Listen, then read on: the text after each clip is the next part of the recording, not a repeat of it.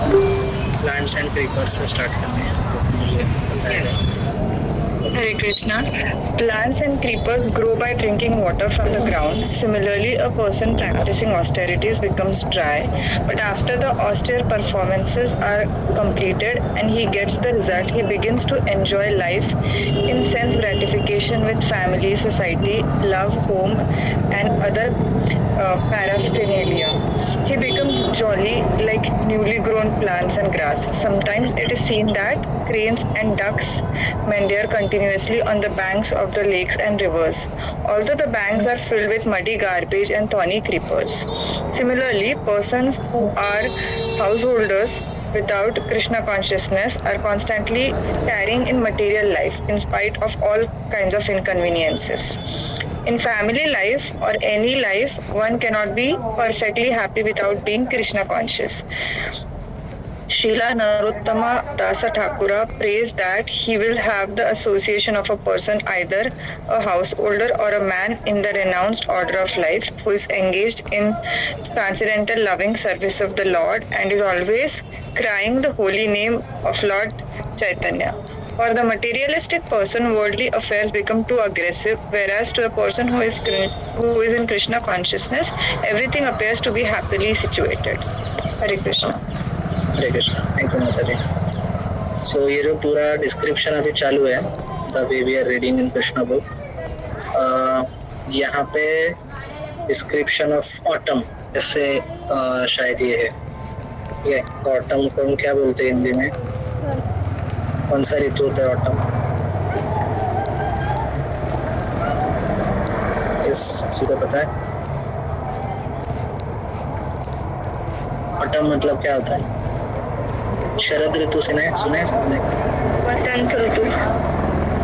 वसंत नहीं, शरद ऋतु होता है।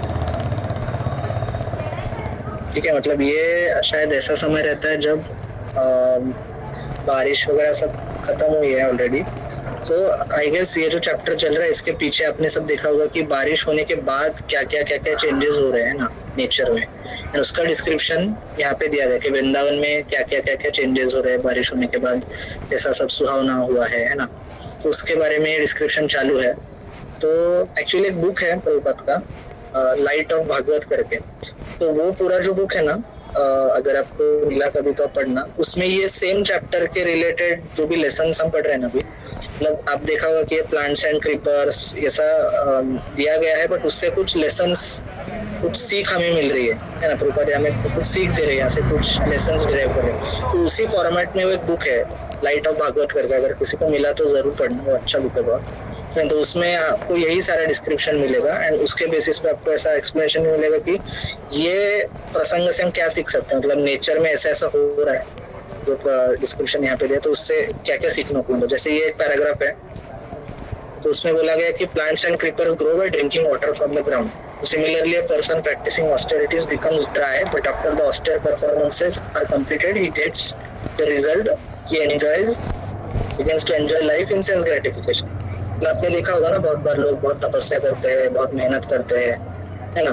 और मेहनत ऑस्टेयर परफॉर्मेंस मतलब क्या, कि बहुत तपस्या की है उसने, बहुत ऑस्टेरिटी की है, मतलब उसने सपोज बहुत देर तक ऐसे बहुत मेहनत की है। सपोज बहुत लोग है ना कंपनी में बहुत काम करते हैं या कोई प्रोजेक्ट पे काम करते हैं, बड़ी कंपनी खड़ी करते हैं ना, तो उसका जब उनको रिजल्ट मिलता है तो वो उसको एंजॉय करने लगते हैं ना, फैमिली के साथ, सोसाइटी के साथ, सबके एंजॉय करने लगते हैं, वो बहुत जॉली हो जाते हैं, है ना।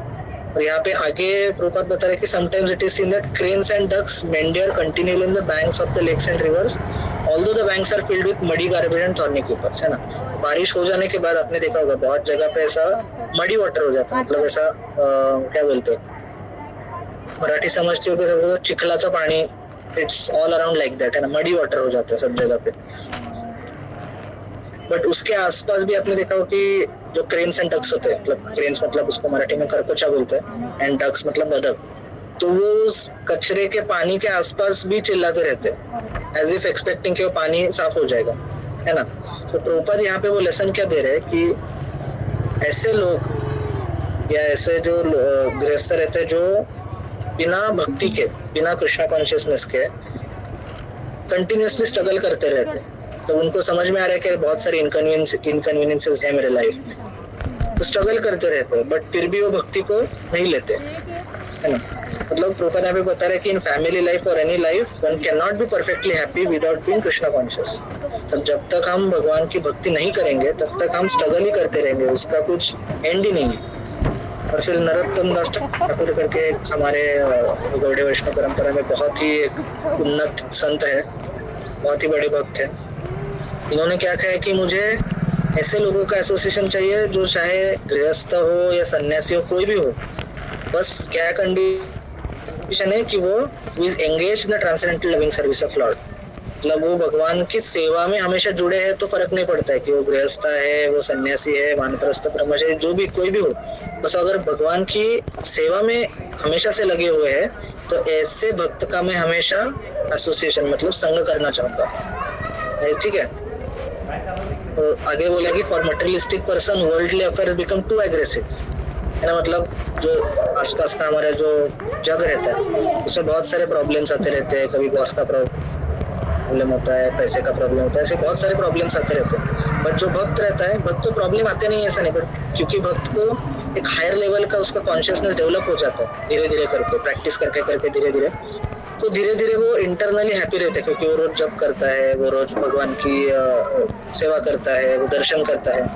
बट जो एक मटेरियलिस्टिक पर्सन, भौतिकवादी पर्सन रहता है, इंसान रहता है, तो वो हमेशा इसी में लिप्त रहता है कि अरे मेरा पैसा, मेरा ये, मेरा वो, हमेशा वो दुखी रहता है।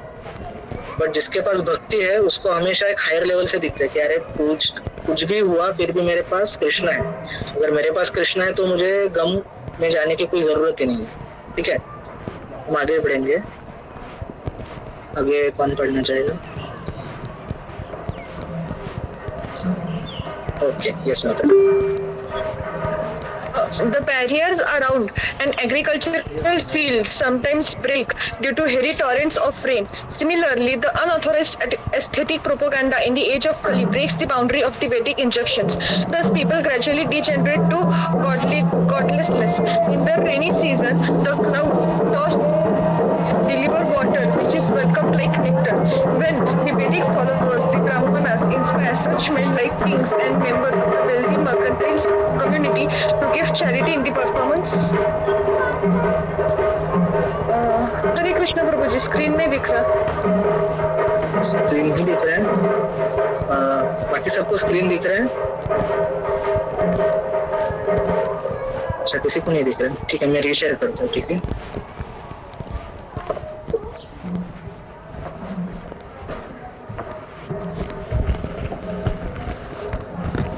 वो दिख रहा है?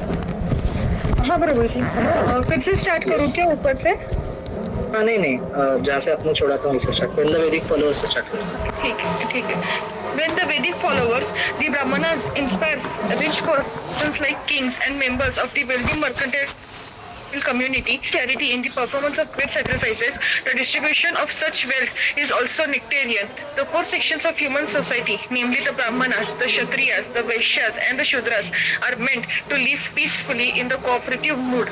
This is possible when they are guided by expert Vedic Brahmanas who perform sacrifices and distribute wealth equally. Hare Krishna. Hare Krishna, thank you. ये भी बहुत इंपॉर्टेंट लेसन दिया है प्रभुपाद ने, है ना। यहाँ पे क्या बोला गया है कि the barriers around an agricultural field sometimes break due to heavy torrents of rain. तो कभी जो एक खेत रहता है उसकी जो बाउंड्रीज रहती है वो ब्रेक हो जाती है ना, पानी बाहर चला जाना, बहुत सारी चीजें होती है। तो उसी तरह से प्रभुपाद बोल रहे हैं कि जब अनऑथोराइज्ड एथिस्टिक प्रोपागेंडा, मतलब बहुत सारे आप देखेंगे आप आजकल सोशल मीडिया पे, फेसबुक पे, इंस्टाग्राम पे, यूट्यूब पे, मतलब बहुत एथिस्टिक मतलब नास्तिकवादी लोग बहुत सारी चीजें अनाप शनाप फैलाते रहते हैं, है ना। भगवान के विरुद्ध ये ऐसा, वो ऐसा, इसने ऐसा किया, उसने वैसा किया, भगवान में नहीं मानना चाहिए, साइंस कैसा एकदम ग्रेट है, साइंस है तो भगवान में नहीं, ऐसा एथिस्टिक प्रोपागेंडा बहुत फैलाते रहते हैं। स्पेशली कलयुग में तो ये बहुत प्रोमिनेंट है।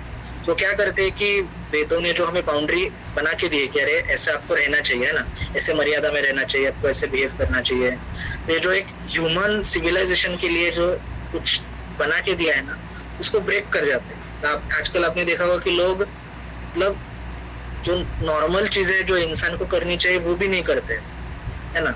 मतलब जैसे लिव इन रिलेशनशिप्स हो गए, ऐसे कुछ भी, मतलब ऐसे कुछ भी अनाप शनाप करते रहते हैं, तो ये सब बाउंड्रीज के बाहर जा रहा है ना। तो इसकी वजह से हो क्या रहा है कि लोग धीरे धीरे गॉडलेस बनते जा रहे हैं, गॉडलेस मतलब एथिस्ट बनते जा रहे हैं, नास्तिक बनते जा रहे हैं। तो ये एक एग्जाम्पल दिया प्रभुपाद ने कि बारिश होने की वजह से अगर बहुत ज्यादा बारिश हो गई तो क्या होता है कि ऐसा चीजें खराब हो जाती है सारी, है ना। तो आपने भी कभी कभी जनरल ऑब्जर्व किया होगा ना अपने आसपास की, बहुत बारिश हो गई सपोज, तो किधर तो पूर आ गया, किसके घर में ही पानी घुस गया है ना, बॉर्डर्स क्रॉस हो जाते हैं सारे, बाउंड्री में नहीं रहती चीजें, तो बाउंड्रीज ब्रेक हो जाती है, ठीक है। और आगे जाके प्रभुपाद दूसरा एक एग्जांपल दे रहे हैं रेनी सीजन का। In the rainy season the clouds tossed by the wind deliver water which is welcome like nectar. मतलब जब बारिश बहुत देर तक नहीं होती है और कुछ देर के बाद अगर बारिश होना शुरू हो जाती है विंड की तरह, विंड कैसा होता है कि वो जो क्लाउड्स होते हैं, है ना, उसको मूव करते हैं, फिर एक जगह पे पानी गिरता है क्लाउड्स का। तो उसी तरह से वो बोल रहे हैं कि जब जब जो ब्राह्मण होते हैं वो अगर किंग्स, मतलब आपने अगर महाभारत ठीक से पढ़ा होगा, रामायण ठीक से पढ़ा होगा, तो आपने देखा होगा कि जो बड़े बड़े राजा होते हैं वो ब्राह्मणों को रखते हैं अपने मंत्री के इसमें गाइडेंस की तरह, गाइडेंस के लिए अलग अलग जगह पे ब्राह्मण हमेशा रहते हैं। तो वो ब्राह्मण क्या इंस्पायर करते हैं कि उनकी जो भी संपत्ति है, उनके पास जो भी है, उसको अच्छे कामों में लगाना है, उनको चैरिटी देनी है। चैरिटी क्यों देनी है? ताकि लोगों में वो अच्छे से उनका सेवा कर सके। यहाँ पे बोला गया कि give charity in the performance of great sacrifices. मतलब वो जो ब्राह्मण होते थे वो राजाओं को अलग अलग यज्ञ करने में, अलग अलग सैक्रिफाइसेस करने में, समाज की सेवा करने में, उनका धन लगाने में प्रवृत्त करते थे, है ना। तो यहाँ पे बोला गया कि the distribution of such wealth is also nectarean. मतलब ऐसा जब धन अच्छे कामों के लिए बांटा जाए, दान दिया जाए, मतलब जब वेल्दी लोग रहते हैं जिनके पास बहुत पैसा है, अगर ऐसे लोग कभी दान देते हैं तो बहुत अमृत की तरह है कि उससे समाज का भला होता है। मंदिर को पैसा मिलता है तो मंदिर भी उससे अच्छे से चलता है, समाज में मंदिर संस्कृति बची रहती है ना। तो ये सब कामों के लिए मंदिर में पैसा देना, समाज में अच्छे कामों के लिए पैसा देना, यज्ञ वगैरह करना, ये सब अच्छा माना गया है ना। तो आगे बोला कि the 4 sections of human society, मतलब कौन से? ब्राह्मण, क्षत्रिय, वैश्य, शूद्र, ये सब ऑपरेशन में रहने चाहिए, है ना। ऑपरेशन में मतलब ऐसा एक दूसरे को कम नीचा ऊपर, मतलब तुम छोटे हो मैं बड़ा हूं, ऐसे दिखा के नहीं। जिसको जिसको जो जो आता है, मतलब ब्राह्मण का काम ब्राह्मण करे, क्षत्रिय का काम क्षत्रिय करे, वैश्य और शूद्र अपना अपना काम करे। अगर ये अपने अपने हिसाब से अगर काम करेंगे ना तो कोऑपरेशन में अच्छे से रह सकते हैं। आजकल क्या हो गए, आजकल जातिवाद के नाम पे बहुत ही अनाप शनाप गलत चीजें हो रही है। मतलब ब्राह्मण, क्षत्रिय, वैश्य, शूद्र, ये बाउंड्रीज लोगों को पता ही नहीं कि एग्जैक्टली क्या होते हैं, तो लोग झगड़े करते हैं। बट यहाँ पे पोपट बता रहे कि अगर कोई अपना समझ ले, मतलब शूद्र को हम ऐसा ट्रीट करते हैं आजकल कि शूद्र मतलब कोई 3rd क्लास 4th क्लास है कि जिससे हमें दूर रहना है। मतलब आजकल पिछले कुछ सालों में, है ना, 50-100 साल पहले, 200 साल पहले ऐसा मतलब कि अरे तुम शूद्र हो, आसपास भी मत हो, और ऐसी जो चीजें हुई ना उसकी वजह से बहुत माहौल खराब हो गया। वैसा नहीं है, अगर आप देखोगे तो ये सब एक साथ समाज में काम करते थे पूरा अच्छे से मेंटेन करने के लिए, समाज को मेंटेन करने के लिए। ऐसा कोई एक दूसरे को ऊपर नीचे ऐसा नहीं दिखाता, सब कोऑपरेशन में काम करते हैं। सबका महत्व है, हर एक का, मतलब ब्राह्मण है वो गाइडेंस के लिए है, क्षत्रिय है वो प्रोटेक्शन के लिए है, वैश्य है वो आपके ये है, क्या बोलते हैं, बिजनेसमैन है या एग्रीकल्चर में काम करने वाले, और शूद्र है जो इन सबको हेल्प करते हैं। कोई भी छोटी मोटी चीज है, कारपेंट्री हो, आर्टिस्ट हो, जो भी हो, ये सबके लिए शूद्र हेल्प करते हैं। तो सबकी जरूरत है और सबको कोऑपरेशन में रहना चाहिए। यहाँ पे बोला गया कि this is possible when they are guided by an expert Vedic Brahmin. सो कुछ भी हो तो ऐसा बोला गया है कि वेदों में कि ब्राह्मण को सर से, ब्रेन से कंपेयर किया गया, मतलब brain will guide the whole body, है ना। सपोज आप मान लो कि ब्रेन ही नहीं है किसी का, तो इट्स इम्पॉसिबल टू लिव, है ना, द पर्सन विल डाई। और शूद्र होते हैं वो पैर से कंपेयर किया गया, तो पैर भी इम्पोर्टेंट है ना, पैर इम्पोर्टेंट नहीं है ऐसा नहीं है। तो पैर अगर नहीं होंगे तो वो चल नहीं सकता, इधर उधर जा नहीं सकता, बेसिक काम नहीं कर सकता। But that's not the most important thing, है ना। अगर बहुत सारे लोग देखेंगे जिनके पैर नहीं होते, मतलब हाथ नहीं होते, बट फिर भी वो चल रहे हैं, मतलब बॉडी चल रहा है उनका। बट अगर ब्रेन ही नहीं है पूरा, अगर धड़ से अलग कर दिया किसी को तो वो चल ही नहीं पाएगा। तो इसलिए समाज में ब्रेन बहुत जरूरी है, brain is compare to the Brahmins. तो ब्राह्मणों का गाइडेंस बहुत जरूरी होता है। आजकल खैर बहुत सिचुएशन अलग जगह पे चली गई है, बट अगर आप proper conceptual point of view से देखो तो ब्राह्मण को बहुत ऊपर की पदवी इसलिए दी गई है क्योंकि उसके पास ज्ञान है जिससे वो समाज को गाइड कर सकता है कि अच्छे से प्रॉपरली कैसे बिहेव करना है और समाज कैसे चलाना है। ठीक है, आगे कौन पढ़ेगा?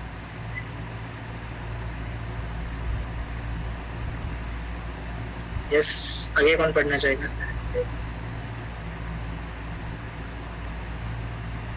हरे कृष्णा। श्री माता जी का पढ़ के हो गए ना?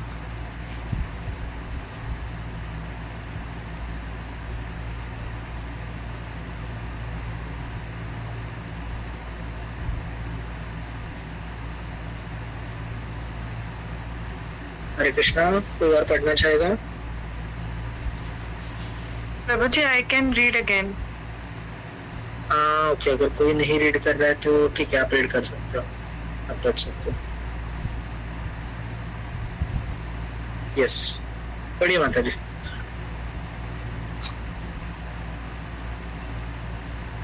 Hare Krishna.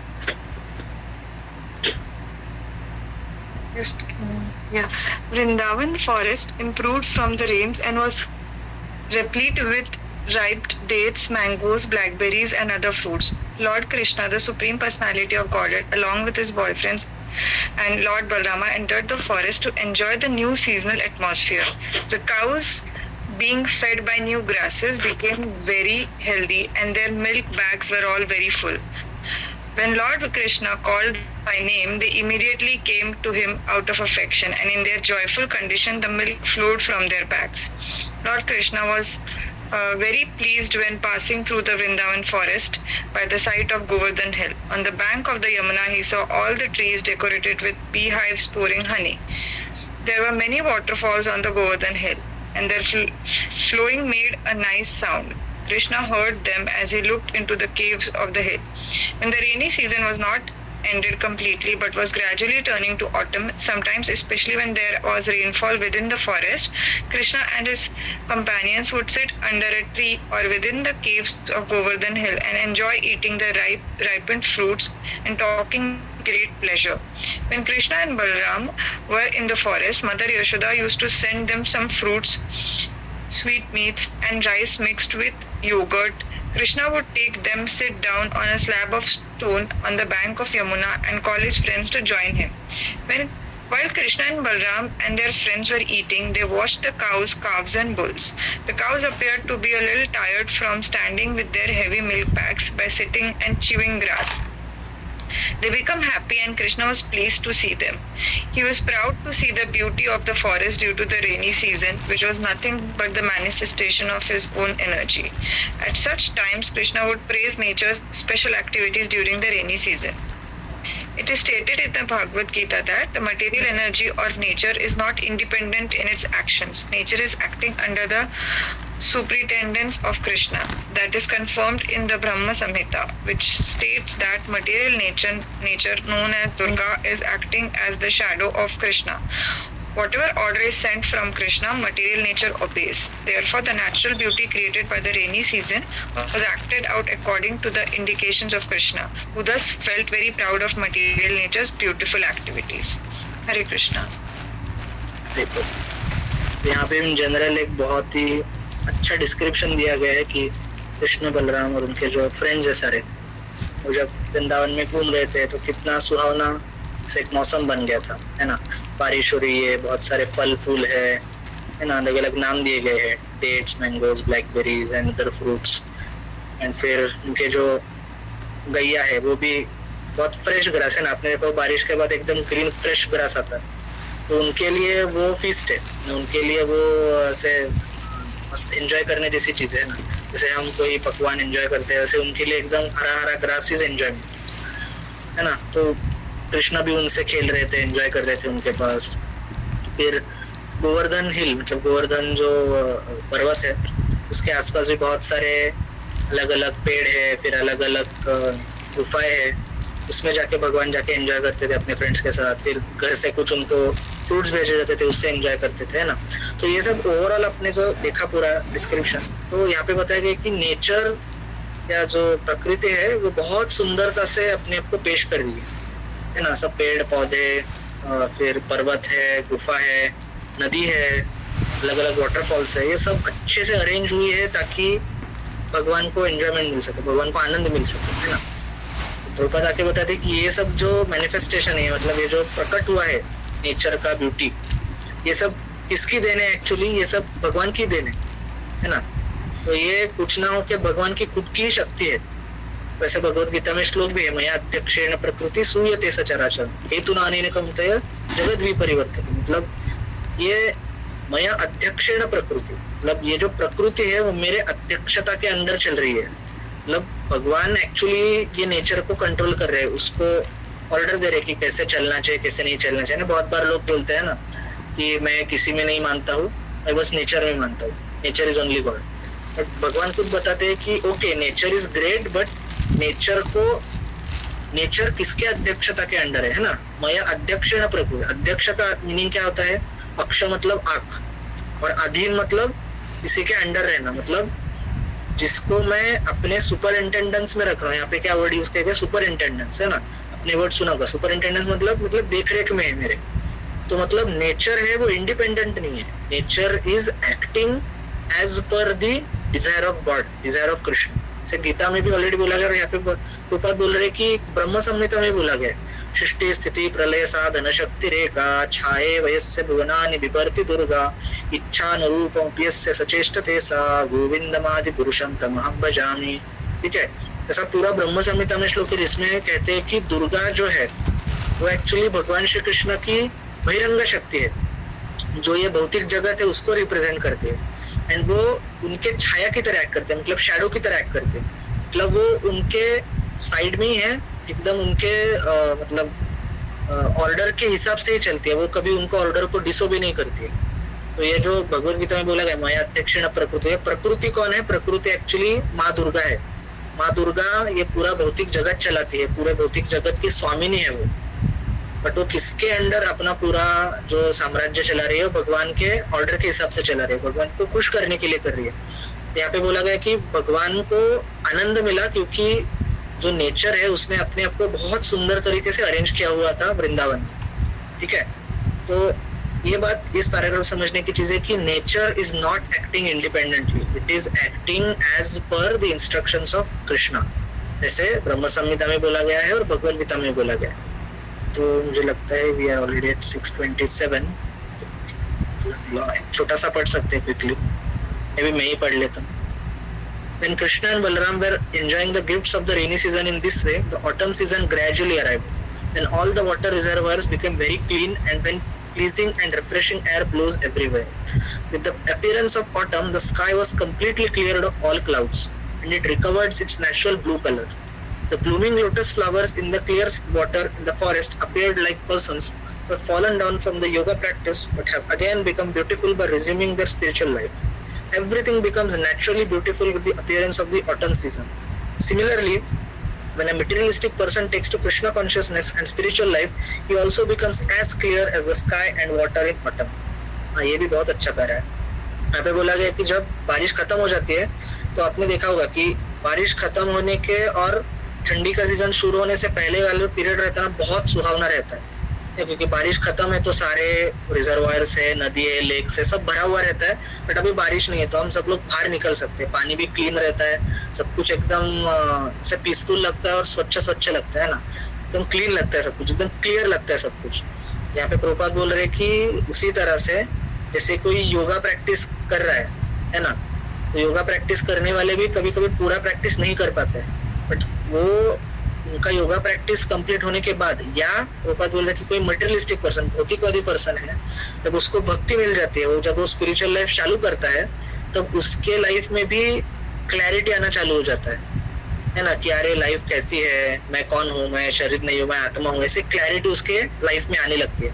और जब ऐसा होना शुरू हो जाता है तो it is compared to the season, autumn season, जिसमें वाटर क्लियर हो जाता है रेनी सीजन के, क्योंकि रेनी सीजन थोड़ा हेजी सीजन रहता है ना, आपको भी अगर व्हीकल से ट्रैवल कर रहे तो आपको बारिश सीजन में कुछ दिखता नहीं है ठीक से, बहुत चिपचिपा रहता है ना, बहुत अनक्लियर रहता है, मड़ी रहता है सब कुछ।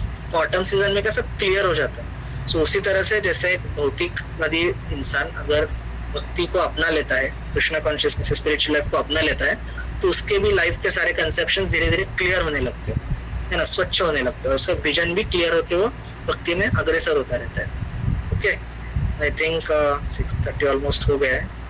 अगले टाइम से यहाँ से चालू करेंगे, तो माता जी आप नोट डाउन कर लेना। तो ऑटम सीजन टेक्स अवे यहाँ से स्टार्ट करना है नेक्स्ट टाइम से। ओके, शेयरिंग स्टॉप कर रहा हूँ। किसी का कोई प्रश्न है तो मेरे डिस्कस किया?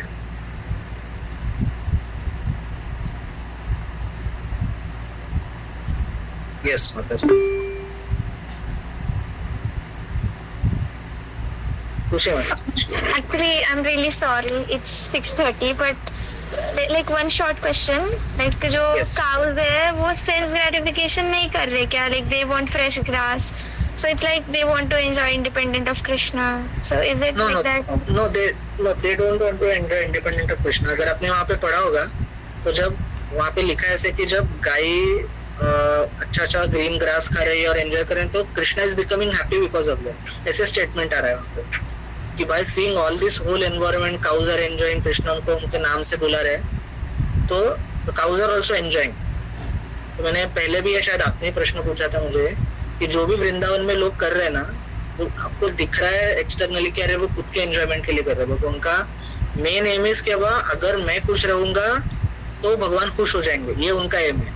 और उनको पता है कि अगर मैं दुख में हूँ तो भगवान खुश नहीं होंगे, कि भगवान के वो निकट के भक्त है ना, वो एकदम क्लोज भक्त है भगवान को। भगवान उनके साथ बाल लीला कर रहे अपनी भगवत्ता छोड़ के, है ना। तो ऐसे राधेश्याम प्रभु ने एक स्टेटमेंट बोला था कुछ दिनों पहले एक लेक्चर में, the supreme personality of godhead gives up its godhood to enjoy in Vrindavan. मतलब भगवान अपनी भगवत्ता को त्याग देते हैं वृंदावन में विचरते समय, क्योंकि उनको जो वृंदावन का वातावरण है, जो उनके दोस्त है, उनके खेलना वगैरह वो उनको पसंद है। तो उनको जब दिखते कि अरे मेरे दोस्त एंजॉय कर रहे हैं, मैं उनके साथ एंजॉय कर रहा हूँ, मेरे गैया एंजॉय कर रहे हैं, तो उनको भी बहुत खुशी होती है। सही बात है ना। तो आपने भी ये किसी सुना होगा कि अगर हम गुरु को प्रसन्न करेंगे तो भगवान खुश हो जाएंगे। क्यों? क्योंकि कृष्ण को भी अपने भक्तों को खुश होते हुए देखने में बहुत आनंद आता है। तो इट्स रेसिप्रोकल। गुरु को और भक्तों को लगता है कि मैं भगवान को खुश करूं, और कृष्ण को हमेशा लगता है कि मैं भक्तों को खुश करूं। It's a reciprocal, two way relation है, it's not one way relation. Krishna भी हम सबको खुश देखना चाहते हैं भक्ति में। तो जब वो देखते हैं कि अरे गैया भगवान के ही प्रेजेंस में है ना, ऐसा नहीं वो इंडिपेंडेंटली चल रही है, गाय ऐसे इंडिपेंडेंटली दूसरी जगह जाके एंजॉय नहीं कर रहे, वो उसके साथ जाके एंजॉय कर रहे, भगवान के साथ, भगवान के नाम बुलाते तो उनके पास जाते हैं, उनके साथ एंजॉय करते हैं ना, उस तरह से उनको एंजॉयमेंट मिलता है। Spiritual enjoyment that is giving happiness to Krishna, so that is perfectly at the highest level. I hope I have answered. Yes, Prabhu. Thank you so much. Okay, Hare Krishna. I think we are already over time, so कोई प्रश्न होंगे तो बाद में आप पूछ सकते हैं अगले वाले कोई लेक्चर्स में। ठीक है, चलो, हरे कृष्णा। जगत गुरु श्रील प्रभुपाद की जय, की जय। हरे कृष्ण प्रभु जी।